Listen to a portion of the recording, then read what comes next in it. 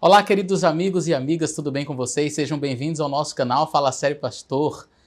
Se você ainda não é inscrito, se inscreva logo, é rapidinho, você clica aí em inscrever-se, ativa o sininho para receber as notificações dos nossos próximos vídeos e compartilhe esse canal com os seus amigos, tá bom?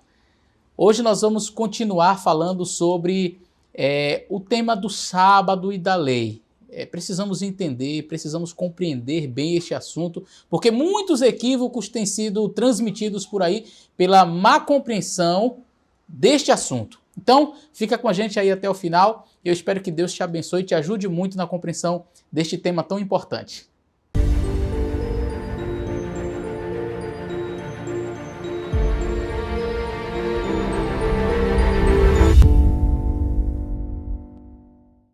Evangélicos acreditam que são salvos porque não adoram imagem de escultura.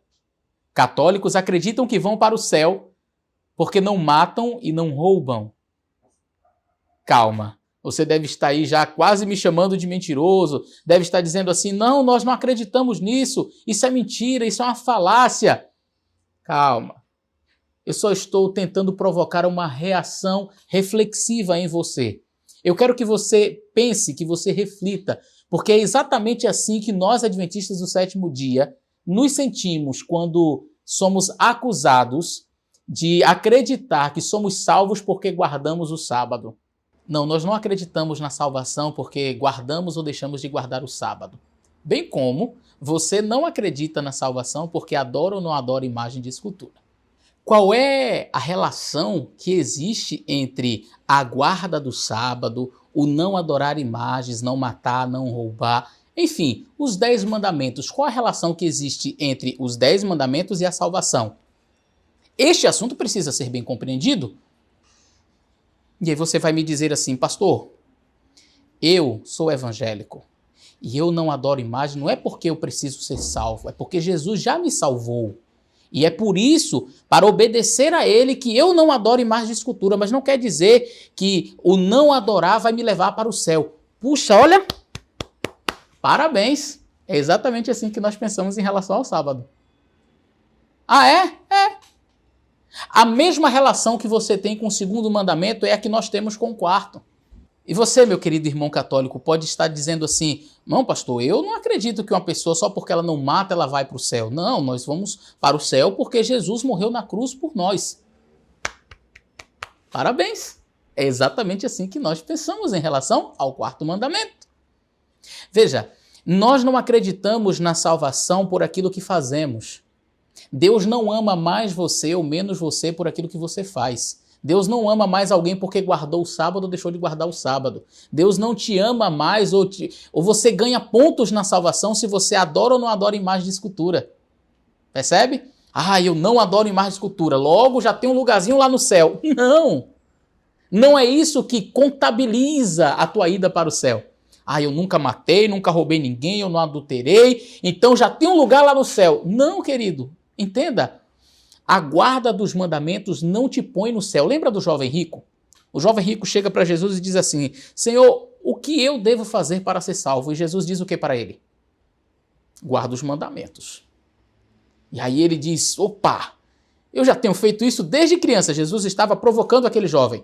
Mas isso eu já faço desde criança. Sou um judeu, eu guardo o sábado, eu não adoro imagens, eu honro meu pai e minha mãe, eu não mato, eu não roubo. Puxa, beleza, então já estou salvo? Aí Jesus diz, não. Ué, mas e o que falta? Falta ainda uma coisa. O quê? Vai lá, venda tudo que você tem e dê para os pobres. E aí você vai ter um tesouro no céu. Ah, já entendi, pastor. Então a salvação é para os pobres. A salvação é se eu pegar e vender tudo que eu tiver? Claro que não. O que Jesus estava tentando ensinar para aquele homem? A essência da lei é o amor. João capítulo 14 e o verso 15, Jesus diz, se me amardes, guardareis os meus mandamentos. Então veja, a guarda dos mandamentos não é para a minha salvação. A guarda dos mandamentos é uma expressão do meu amor por Jesus. Por que eu não adoro imagens de escultura? Porque eu amo Jesus. Por que eu não mato? Porque eu amo Jesus. Por que eu não adultero? Porque eu amo Jesus. Por que eu guardo o sábado? Porque eu amo Jesus. Percebeu? Olha que coisa. Então, a verdadeira compreensão do porquê guardar os mandamentos vai fazer com que você entenda a relação que nós, adventistas do sétimo dia, temos com o quarto mandamento. Não é uma relação de salvação. Nós não acreditamos que somos salvos porque guardamos o sábado. Agora, pastor, eu já li em alguma literatura da profetisa de vocês, Ellen White, onde ela diz que a guarda do sábado implica em salvação e perdição. E agora, pastor? Bom, se você, meu irmão evangélico, sabe que não deve adorar imagens de escultura, mesmo assim, você diz, eu vou adorar imagens de escultura, você vai obter a salvação? Me responda com sinceridade. Eu não estou falando do ignorante, porque a Bíblia fala que Deus não leva em conta o tempo da ignorância. Eu estou falando de você que sabe que não pode fazer, mas você realmente vai lá e faz. Você vai receber a salvação? Não. Então, perceba, eu não sou salvo por aquilo que eu obedeço nos mandamentos, mas eu me perco pela desobediência a eles. Percebeu? Você não vai receber a salvação porque não adora imagens. Mas se você adora imagens conscientemente, sabendo que é errado, você vai se perder. Então implica em salvação ou perdição. Não é que a obediência me coloca no céu, mas a desobediência me tira de lá. Percebeu? Eu vou contar uma ilustração para você que vai te ajudar a entender perfeitamente esse assunto. Eu criei essa ilustração apenas para facilitar realmente a compreensão do tema. Imagine que você foi sequestrado por um bandido e ele diz assim, olha, eu quero 30 milhões de dólares. Você tem? Bom, é possível que algum internauta que esteja me assistindo tenha. Eu, particularmente, não tenho. E se eu vendesse tudo que eu possuo, até meus órgãos, eu ainda não teria 30 milhões de dólares. E aí ele diz, olha, em um mês, se alguém não aparecer com o dinheiro, eu vou matar você. E aí vai passando o tempo, quando chega no dia, no 30º dia, aí você observa ali pela porta do cativeiro, ali onde você está, pela greta, e aí você vê alguém chegando, um homem bem distinto, de terno, todo alinhado, com umas 3 maletas na mão, e ele coloca em cima de uma mesa, o bandido está lá, ele abre, confere, 30 milhões de dólares, ele vem cá, abre a porta e diz, você está livre, pode ir. Só que imaginemos hipoteticamente que aquele bandido destruiu tudo que você tinha, você não tem mais casa, você não tem mais ninguém. E aí aquele benfeitor que você não conhece, nunca viu, ele diz assim, agora você está livre, pode ir. Aí você diz, mas Senhor, desculpa, eu nem sei o seu nome, mas eu não tenho para onde ir. Eu não sei nem para onde ir. Eu não tenho lugar para morar. Diz, tudo bem, vamos lá para minha casa. Você tem alguma roupa? Não, você está sujo com aquela roupa o mês inteiro, cabelo todo. Ele diz, olha, vamos fazer o seguinte, vamos passar numa loja. E ele passa numa loja das mais chiques que você imaginar. E ele diz assim, escolha a roupa que você quiser. E aí você escolhe as roupas, ele paga tudo para você. Leva você para casa dele. E aí ele diz assim, olha, aquele quarto é seu, você pode ficar à vontade. Eu só vou pedir uma coisa para você. Mais tarde eu tenho reuniões aqui com os Shakers, eu sou uma pessoa muito influente, eu sou multimilionário, eu tenho aqui muitos amigos influentes no mundo, magnatas, e a gente vai fazer uma reunião de negócios. Eu queria que você tomasse um banho, ajeitasse esse cabelo e colocasse a roupa limpa que eu dei para você. Pergunta, você vai fazer tudo isso para sair do cativeiro ou porque ele já tirou você do cativeiro? Você vai tomar banho, vai se alinhar, vai colocar a roupa nova, vai pentear o cabelo para ser salvo ou porque ele já te salvou? E aí você vai me responder, não, claro, pastor, eu vou fazer tudo isso porque ele já me salvou. É esta relação que você e eu devemos ter com os mandamentos de Deus. Satanás, ele veio e nos sequestrou esse mundo, e ele pediu um preço que eu e você não poderíamos pagar. Aí Jesus Cristo vem e paga o preço que você não tinha condições de pagar. E aí agora você está livre. Jesus libertou você lá na cruz. Ali foi pago o preço pela sua redenção. Mas agora você não tem uma roupa apropriada, uma roupa de justiça, né? A Bíblia compara as nossas vestes a vestes de justiça. E a nossa é toda amassada, toda imperfeita, mas a veste de justiça de Cristo é perfeita. Você não tem, mas ele te dá a justiça dele. Agora me obedeça. Você pode até ficar aqui comigo, mas só faça o que eu estou te pedindo, se me amardes, guardareis os meus mandamentos. Então eu pergunto, você vai obedecer a Jesus para ser livre do pecado Ou você vai obedecer a Jesus porque ele já te libertou do pecado? Você vai obedecer os mandamentos de Deus para ser salvo? Ou você vai obedecer os mandamentos de Deus porque ele já te salvou? Salvação não é algo de agora, não é algo que eu faça, é algo que ele fez. Não é o que você faz, é o que Cristo fez. Não é a sua obra, é a obra de Cristo por você. Isto é salvação. E a relação dos 10 mandamentos é simples. Você vai obedecer não para sair do cativeiro. Então por que eu não adoro imagens de escultura? Porque Jesus já me tirou do cativeiro. E eu faço o que ele me pede. Por que eu guardo o sábado? Porque Jesus já me tirou do cativeiro. Então quando aquele texto de Ellen White diz implica em salvação ou perdição, é dentro desse sentido. Se eu conscientemente sei que se eu adorar imagens de escultura, eu não vou para o céu, por que eu vou adorar? Eu conscientemente sei que eu devo guardar o sábado, mas eu vou desobedecer mesmo assim. Então, eu estou dizendo em outras palavras, eu não aceito obedecer a Jesus. É como uma pessoa que chega e recebeu tudo, foi livre, está lá na casa do magnata e ele diz, agora tome um banho. Diz, rapaz, eu não vou tomar banho não. E também não quero botar essa roupa não. Eu não quero colocar essa roupa não. Ele vai olhar para você e vai dizer assim, tudo bem, só que você não pode ficar aqui. Eu te ofereci tudo, eu fiz a parte mais difícil. Você não pode me obedecer? Então tudo bem. Nós, adventistas do sétimo dia, pensamos exatamente assim acerca do sábado. Você pode chegar para mim e dizer, mas pastor, Paulo diz que nós estamos livres da lei. Sim, Paulo diz que nós estamos livres da lei. E o que essa expressão significa? Aqui eu queria já deixar registrado uma coisa que precisa ficar muito clara. Quando um irmão evangélico chega para mim ou para qualquer adventista e diz assim, nós estamos livres da lei, entenda-se, livres da lei, na cabeça do irmão evangélico, livres do sábado. Ele não está falando de livres da lei. Quer ver? Pergunte para si mesmo, meu querido irmão evangélico, ou adventista do sétimo dia, quando alguém te questionar, pergunte assim, você acredita realmente que podemos ter outros deuses? Ele vai te responder, não. Você acredita realmente que devemos adorar imagens de escultura? Ele vai te dizer não. Você acredita realmente que nós podemos tomar o nome de Deus em vão? E ele vai te responder não. Você acredita realmente que podemos desonrar o nosso pai e nossa mãe? E ele vai te responder não. Você acredita de fato que podemos matar, adulterar, roubar, dizer falso testemunho e cobiçar? E ele vai te dizer não.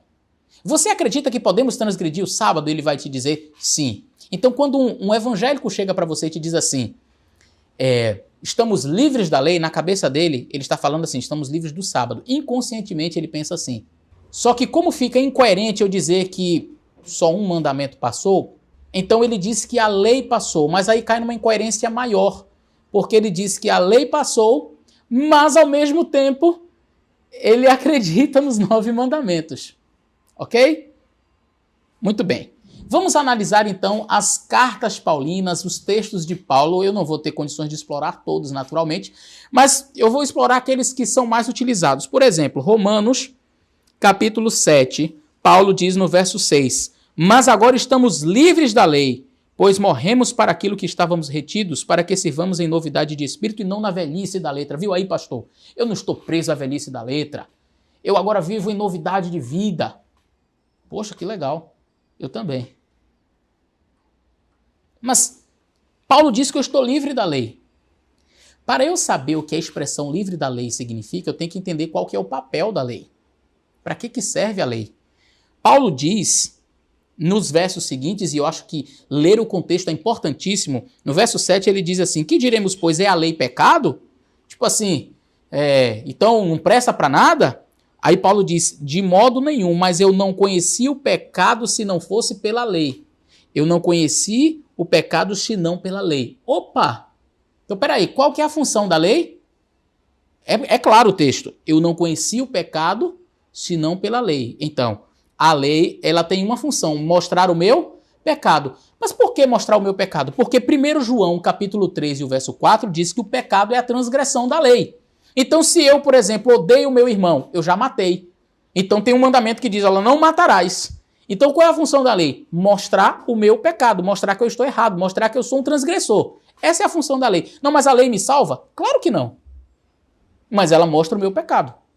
Paulo continua dizendo no verso 7, porque eu não conheceria a concupiscência se a lei não dissesse não cobiçarás. Paulo diz, olha, eu não saberia que é pecado cobiçar se não tivesse escrito lá, não cobiçarás. Caim não saberia que era pecado não matar se não estivesse escrito não matarás. Ué, mas já tinha os 10 mandamentos na época de Caim? Claro que sim. Se o texto bíblico diz o pecado é a transgressão da lei, se não existe lei, não existe pecado. E se Caim matou e ele pecou, é porque existia um mandamento, não matarás. E se Lúcifer lá no céu pecou, é porque existiu um mandamento, não cobiçarás, fica cobiçando o trono de Deus. Percebeu? Vamos continuar. Paulo conclui de maneira muito interessante no verso 12, e ele diz o seguinte, a relação dele com a lei. Assim a lei é santa, o mandamento é santo, justo e bom. Ah, pastor, mas Paulo aqui não está falando do sábado. Ei, calma aí, não coloque palavras que não estão na Bíblia. Paulo diz que a lei é santa e o mandamento santo, justo e bom. Acabou. São os 10 mandamentos. É a lei de Deus. Aqui Paulo está determinando qual é a relação entre a lei e o cristão. A obediência à lei é necessária porque a lei é santa, o mandamento é santo, justo e bom. Então, eu não posso desvincular Paulo desta visão que ele tem da lei. E alguns tentam colocar Paulo como se fosse assim, não precisa de guardar mandamento, não precisa de lei, não precisa de nada. Ei, o mesmo Paulo que diz que nós somos livres da lei, me diz que a lei é santa, o mandamento é santo, justo e bom. Então, o que significa ser livre da lei? Veja, preste bastante atenção. Se a lei diz não matarás e eu não mato, ela vai me acusar de quê? De nada. Eu não matei. Ela tem do que me acusar? Não, então eu estou livre da lei. Eu e você somos livres da lei aqui dos homens. Agora, no dia que você entrar na casa de alguém, roubar as coisas e você for pego, você estará preso à lei. Porque existe uma lei no país que diz que você não pode roubar as coisas alheias. No dia que você matar alguém, você estará sujeito, estará preso à lei. Mas, se você obedece, você está livre da lei. Quando Paulo fala de liberdade, é liberdade para obedecer, não para desobedecer, querido. Então, quando Paulo fala que nós estamos livres da lei, é neste sentido. Eu obedeço a Cristo e então eu estou livre da lei. Eu obedeço esses mandamentos, então eu estou livre. Eles não vão me acusar de nada. Mas no dia que eu começar a adorar imagens de escultura, aí a lei vai chegar e vai dizer assim, você está pecando. No dia que eu começar a transgredir o 4º mandamento, um dia que eu começar a transgredir o sábado, está lá a lei dizendo, você está transgredindo, está pecando. Confirmando isso que eu estou dizendo, Paulo diz em Romanos 8, verso 1, portanto, agora nenhuma condenação há para aqueles que estão em Cristo Jesus, que não andam segundo a carne, mas segundo o Espírito. Percebeu? Nenhuma condenação há. E alguns pegam esse texto e dizem assim, pastor, não tem nada a ver se eu guardo ou não guardo o sábado. Sabe por quê? Porque Paulo diz, nenhuma condenação há para aqueles que estão em Cristo. Eu estou em Cristo, não preciso guardar o sábado.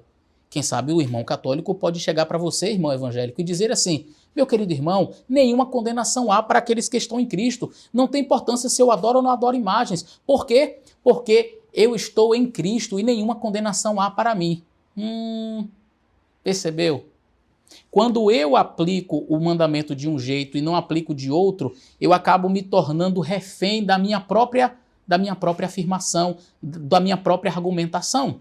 O livro de Gálatas é um outro livro que os nossos irmãos evangélicos e católicos gostam de usar para falar sobre a questão da lei. E em Gálatas 3, por exemplo, a partir do verso 18, porque se a herança provém da lei, já não provém da promessa, mas Deus pela promessa deu gratuitamente a Abraão. Logo, para que é a lei? Olha, Paulo faz a pergunta, para que é a lei? Foi ordenada por causa da transgressão até que viesse a posteridade, a quem a promessa tinha sido feita e foi posta pelos anjos, mas não de um medianeiro. Ora, o medianeiro não é um só, mas Deus é um. Verso 21. E alguns já interpretam assim, tá vendo? A lei vai até Cristo. Então, chegou Cristo, eu não preciso mais da lei. Vamos continuar. Logo, a lei é contra as promessas de Deus? Pergunta Paulo. De maneira nenhuma. Opa. Olha como Paulo interpreta. A lei é contra as promessas de Deus? De maneira nenhuma. Porque se dada fosse uma lei que pudesse vivificar a justiça, na verdade teria sido pela lei. Então, eu não sou justificado pela lei. É isso que Paulo está dizendo. E não somos mesmo. Não somos justificados porque obedecemos ou não à lei. Você não é justificado porque não adora imagem. Você não é justificado porque não mata. Eu não sou justificado porque guardo o sábado. Mas a Escritura encerrou tudo debaixo do pecado para que a promessa pela fé em Jesus Cristo fosse dada aos crentes. Mas antes que a fé viesse, estávamos guardados debaixo da lei e encarcerados para aquela fé que se havia de manifestar. Ou seja, a vinda de Cristo era uma promessa. A vinda do libertador era uma promessa. Agora, havia garantia de que tudo daria certo? Louvado seja Deus, olhando para trás você sabe que sim. Mas Jesus ele veio arriscando tudo. Então era como se fosse um cheque pré-datado. Quando um judeu matava o cordeirinho no Antigo Testamento, olhando para a promessa do cordeiro que viria, ele estava dizendo assim, em outras palavras, eu acredito que um dia o verdadeiro cordeiro virá e me libertará. Eu serei livre dos meus pecados. Mas vamos continuar. De maneira, verso 24, que a lei nos serviu de aio para nos conduzir a Cristo, para que pela fé fôssemos justificados. Querido, você tem que entender o livro de Gálatas a partir destes versos. Você não pode pegar o verso 24 e simplesmente jogar na lata do lixo. Paulo ele pergunta para que é a lei e ele responde. No verso 24 a resposta é clara. Para que serve a lei? De maneira que a lei nos serviu de aio. Pastor, eu não sei o que é aio. Deixa eu te explicar. Na época de Paulo havia um tutor, um jovem que conduzia, por exemplo, a criança até a escola. Era como se fosse um empregado. Ele levava e trazia. É o tutor. A lei, Paulo diz, que é o meu tutor, o aio, que me leva a Cristo. Qual é a função da lei? Me levar a Cristo. A lei te salva? Não, mas ela te leva para o Salvador. Ela te aponta para o Salvador. É uma ilustração antiga, eu sei que você já viu, mas só para que você entenda. Se o seu rosto está sujo, e eu digo para você assim, olha, seu rosto está sujo, querido. Não adianta você tentar passar o espelho no rosto. Ele não vai limpar. Ah, vou quebrar, não presta mais esse espelho. Ele não vai mostrar a sua sujeira, mas também não vai limpar. Você continua com o rosto sujo. A lei é como o espelho. Você está sujo, você pecou, você desonrou seu pai e sua mãe. Aí você olha lá, honra teu pai e tua mãe. Ou não, então a partir de hoje eu vou obedecer certinho, lei. Aí você me salva? Não, você continua sujo. Seu pecado está lá. A lei vai te conduzir a Cristo. Você olha e diz, puxa, tá sujo, preciso ir à água, a água da vida. Aí você vai a Jesus, aí ele vai te lavar do teu pecado. Aí agora você fica limpo. Então, a lei me serviu de aio para me conduzir a Cristo. Mas depois que a fé veio, já não estamos debaixo do aio.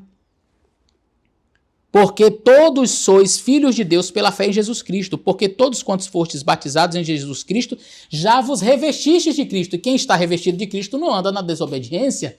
É isso que Paulo está dizendo. Nisto não há nem judeu nem grego, não há servo nem livre, não há macho nem fêmea, porque todos vós sois de Cristo.